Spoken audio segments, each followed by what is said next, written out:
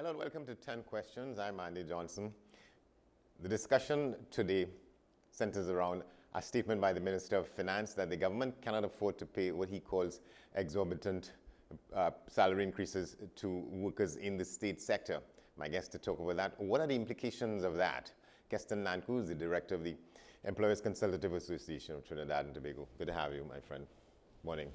Thank you very much, Andy, and it's really a pleasure to be here. A very interesting topic. Yeah. And I'm sure we're going to have a lot of fun. Well, let's see. Right. But let me ask, what were some of your first reactions when you may have heard about this announcement? Well, when I first heard it, I was not surprised, but I think more than anything else, as it is said, it is not what you do or what you say, but it's how. And I think when you are in a leadership role, it's so critical to be ultra sensitive. So even if it's about taking a bitter pill or medicine, you got your language, your tone, and all that associated with it. But Andy, more than anything else, I think it's a time that for us as leaders, we need to show up with hope. Now, what do I mean by that? A crisis is an intense time of difficulty. And they say it's also a terrible thing to waste. Precisely. We are in a time of unnerving uncertainty. In the middle of a difficulty or crisis, there is where we find opportunity. Opportunity to grow, opportunity to get better, opportunity to embrace in this specific, the topic that we're addressing, to commit to a process of social dialogue. Boyd Young, International PACE, President of PACE International Union, once said, "Change is essential only if survival is essential." You see, with every adversity comes with a seed of a greater benefit. And what we are talking about here in Trinidad and Tobago is, what is that seed? What is that seed? And that seed really has to do with perspectives. Perspectives. Now, before you go further, let me ask you, the unions are saying that in the first place, it was wrong for the minister to have said that outside of the environment of a discussion with them, and to make a statement like that at a news conference was totally inappropriate. And Andy, truth be told, that is absolutely correct. Particularly when you look at it from the perspective that the 000 comment, it's sort of a predetermining, the course of action.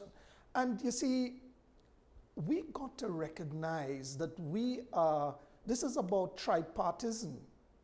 And if we are true to tripartism, of which the government is a significant partner, then one has to be cognizant of the importance and the significance of respecting, because that's the process, respect, trust. That's what is going to actually build it. I mean, so that actually preempted. And it's interesting that you raised that, Andy, because about what? Just last month. January. NTAC, which is the National Tripartite, Advisory Council. That is still a going concern? Yeah, which is a subcommittee of cabinet.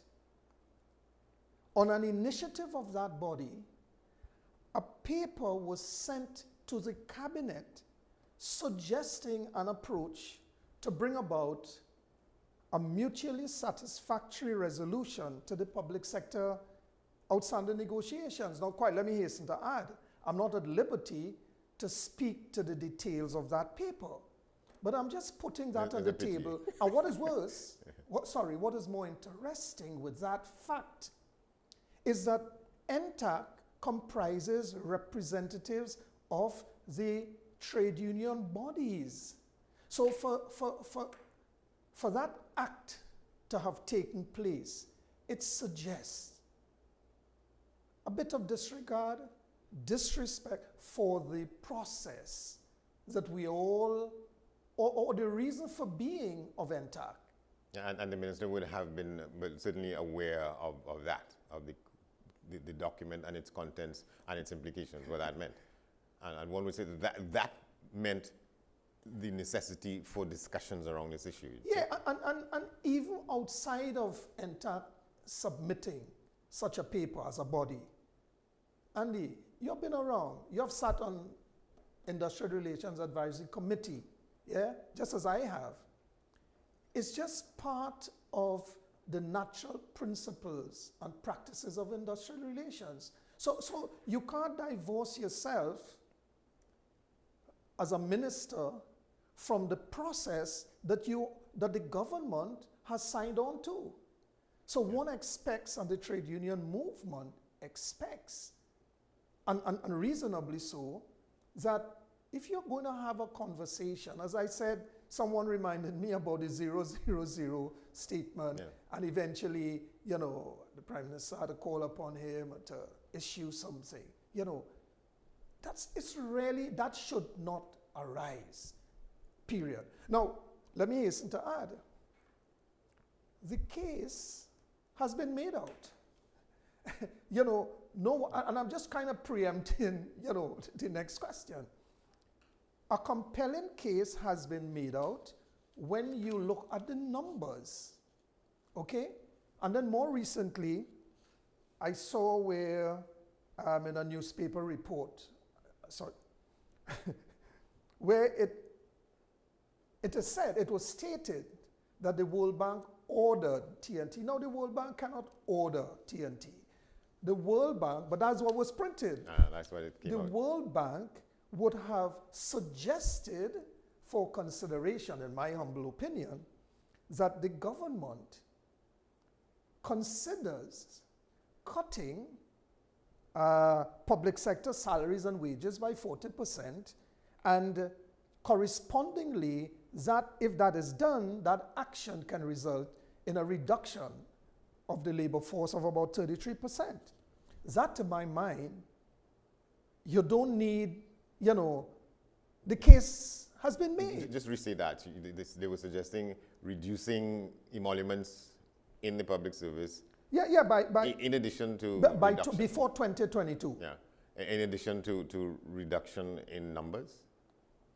No, well, as I said, that's something the report said that just was put out there for consideration to alert and to reinforce the challenges, the economic challenges that we are having in the society, and those challenges quite naturally exacerbated by the COVID-19 pandemic, in addition, and the responses of the government to deal with the social problems and challenges and so on, in addition to the price of oil, the commodities that this economy has by and large been running on. Yeah, so you think this was a provocative statement, even in the context of some negotiations that would have had to become necessary for the government to further explain the situation, because nobody knows better than the Minister of Finance and the Prime Minister what the situation is financially. He's outlined some things here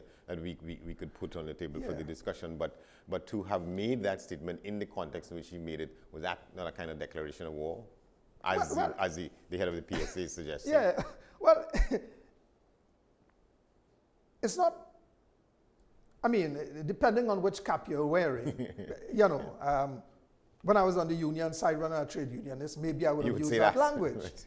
But I would not use it as a declaration of war. No one is going to win this war. So this cannot be construed as a war. I mean, when you're borrowing to pay salaries. That cannot be sustained. It cannot, it is not good business sense. And that is what is Anywhere you happening. go. And that's what the been last happening. thing I saw, government had to borrow $3 billion from a loan facility and withdraw $2 billion from the Heritage Stabilization Fund. That cannot be sustained. You see, Andy, once the trade union movement, and no one can argue with that, they have been making efforts to have conversations at all levels. But it has fallen on deaf ears. And the question really is, why would you, as part of a tripartite process and an active member of a tripartite process, NTAC was the brainchild of the Honorable Prime Minister. Yeah. You know, and its reason for being, you know, so that the fact that that is there, one would have expected, and I still do, collective responsibility. You may not, as a government minister, you may disagree, and you may find that, look, it's a waste of time. They should understand that there's no money. But when you're in a leadership role,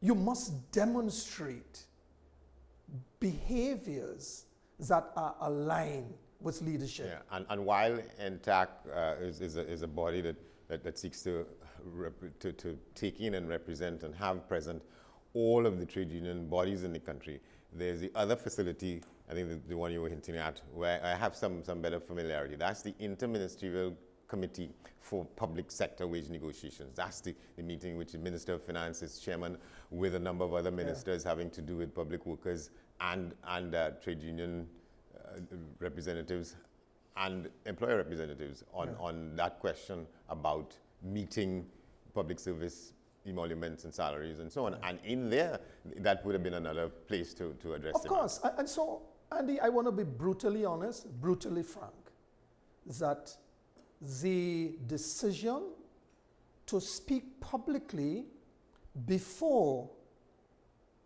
observing or recognizing that you have a responsibility to discharge at the national tripartite level, really, it's no excuse. It's no excuse. All right, we're coming back. We're going to take a break. We'll be back here with Keston Nanku on this question of the Minister of Finance putting on the table from a news conference that the government can't afford salary increases in the public sector. Stay with us.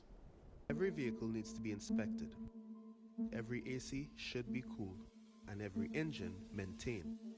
Vimcut. Let our trained technicians install one of our Vimcut batteries and get free roadside assistance. Stop in for a car wash, body work, for tire sales and alignment, or any of our services. Do you need your P or T vehicle inspected? Vimcut's got you covered, and you can get your engine and underwash all in one convenient location. Remember, any vehicle, any problem, we will fix it. For service that saves you, visit any of our 3 locations today. Vimcut, now open to the public.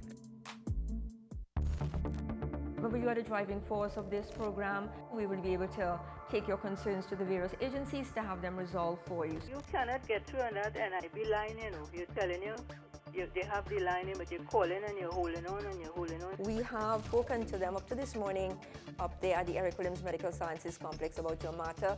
It is engaging their attention. They're saying a thorough investigation has been done. Although they have spoken to WASA, despite their many reports to the authority, WASA, you're not doing anything further. We have a beautiful water supply. It's good now. Yes, through you, Sharon, you helped us. I'm very glad that has worked out, and thank I'm you for so letting grateful us know. and thankful You because are of all most the years that welcome. we complaining. It's Madam Fix It with Sharon Farfan. Mondays, Wednesdays, and Fridays, 11:30 to 12 noon, right here on WESN.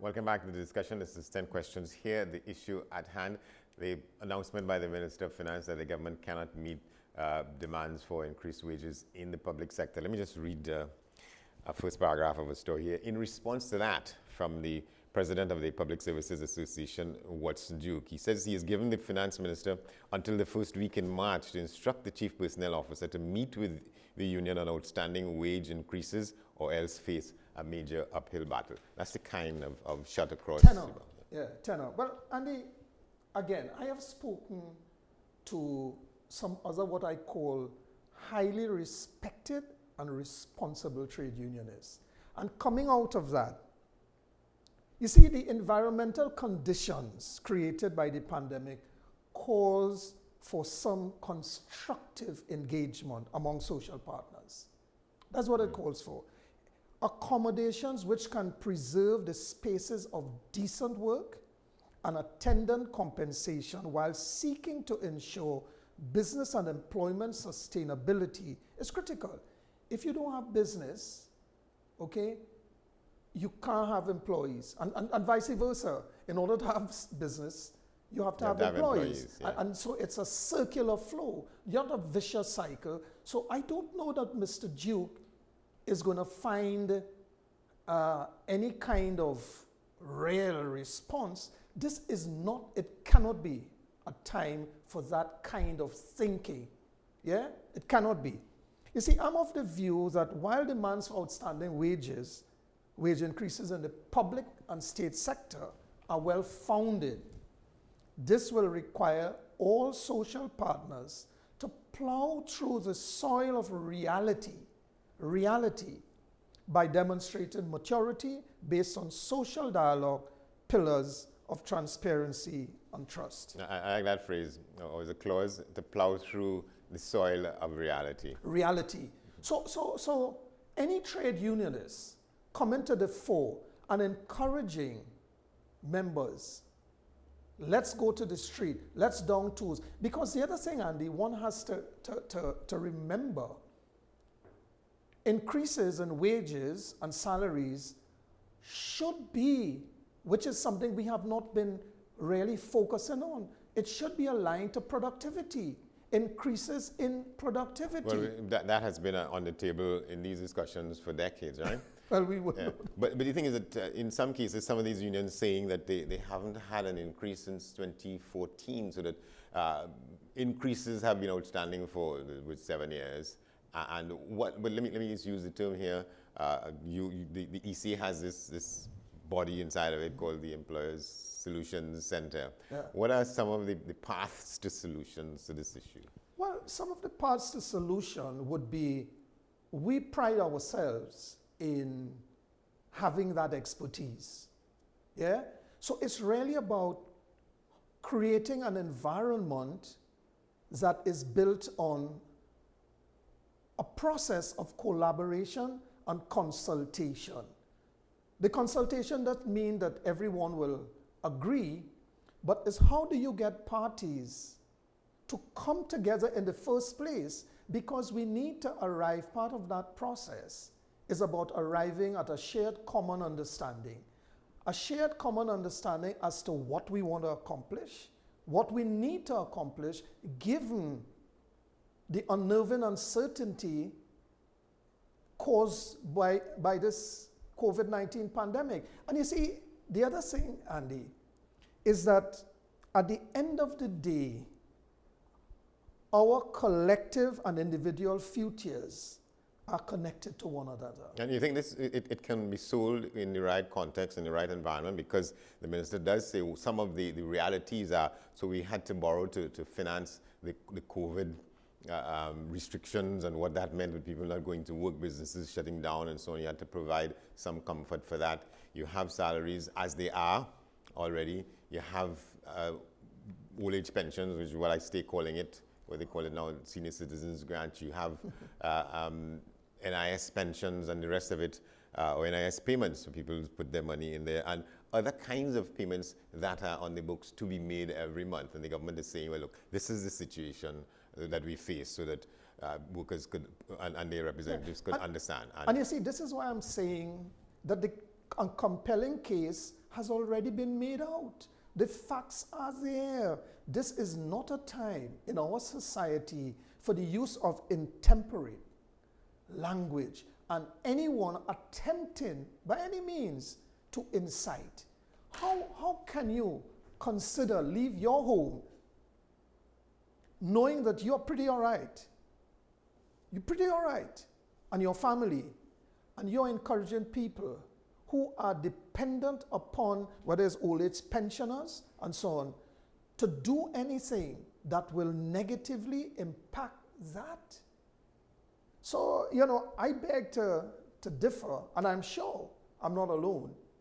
You see, at the end of the day, it's not, I come back to it, it's not what you do, but it's the more than it's the how. As Maya Angelou says in her quote, it's how you made me feel. Yeah. How you make people feel. Right, so you believe that he ought to have been, or has he been, you believe, reprimanded from the inside on the manner in which he made this statement? Well, that's for the Honorable Prime Minister. That's, I said, I know what I would have done had I been in a position, if I was sitting there, in my own organization. That is something that you just don't do. You just don't do. Collective responsibility has to be one of the values, the core values of the organization. And I mean, the fact that it happened before, what you're basically saying, and you can't argue with it, is, you know what? You see this tripartite social dialogue, conversation and so on, this probably not making sense. But this is our opportunity to use the most powerful tool at our disposal. Why is it all these other countries, Barbados? If Barbados, as an example, had not used that process, today, you know, Barbados may not have been in the situation that it's in. Notwithstanding the fact it's with the IMF. Yeah. But that discipline, that commitment, and more than that, being intentional about the decisions that we make at this point in time. Decades ago, Barbados had sort of set a template for a social dialogue. Yep. and arrived at a national compact for wages and payments in the public sector. But you have an interesting situation in Trinidad and Tobago where you have one of the leading trade unions, where Mr. Duke himself is up to the last election in the THA.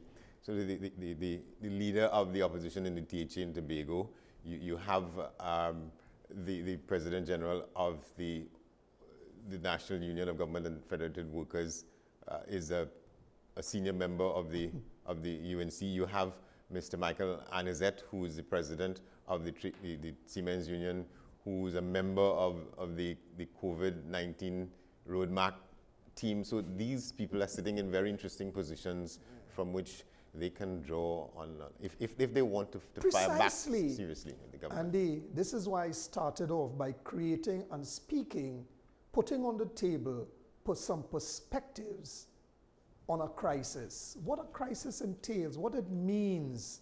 You know, the only thing, growth is the only thing that guarantees that tomorrow will be better.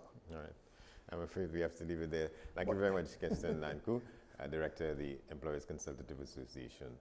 The objective now is to find a way forward from where we are on this matter. I'm Andy Johnson. Thanks for watching. See you next time.